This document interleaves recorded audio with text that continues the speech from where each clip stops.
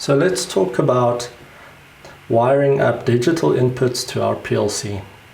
So in this instance, you'll see there is this little unit, which is an industrial button. Usually this is the bare bones of it. We would usually mount a round big button on here with an LED light, which can also be powered, which then gets mounted onto panels. But for simplicity, I've left it open so that you can see that we've got these terminals here, and that we actually wire up the wiring in there and screw it down on both ends.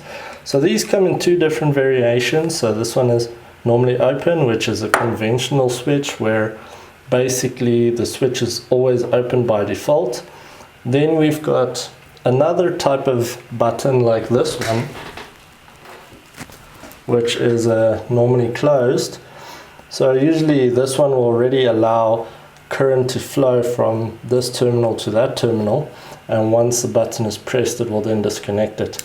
So that is the difference between an NC, as it's called, and normally closed, and a normally open button. So just to get back to the wiring, what we've done here is we have connected to the sync source a 0 volt, or the negative terminal, and from here, from X0, we've connected the button on this one side, and this wire runs in to the 24 volt supply on our bridge.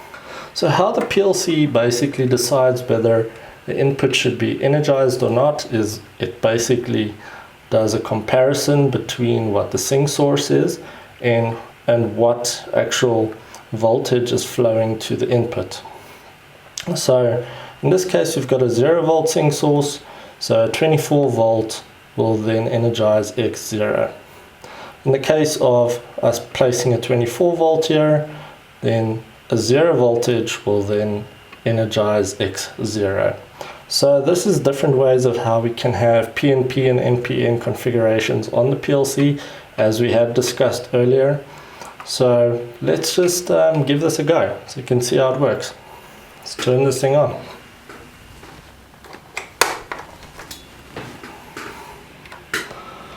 So you'll see currently the PLC is in the run mode, and we've got no input coming on at the moment until we actually press the button.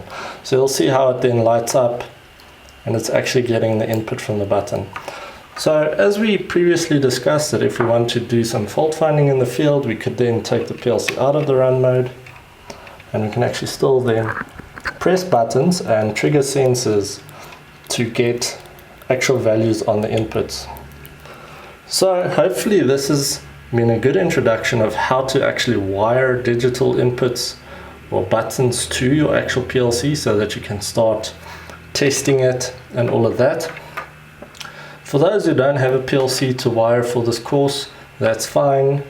All you really need to know is just the practicality behind it and how to actually do it. It's not necessary to actually go and get yourself a PLC to try and do this. So just use what you've learned here to just apply in the field, and always remember safety principles when touching any electrical equipment. Make sure that everything is off and turned off. See you in the next lecture.